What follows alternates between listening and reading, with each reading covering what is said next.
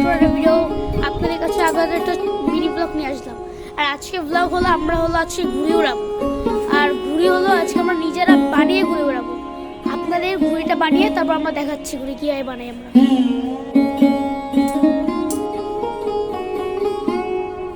এই যে গাইস আমার মামা আজকে যে ঘুড়ি বানাচ্ছে, এই যে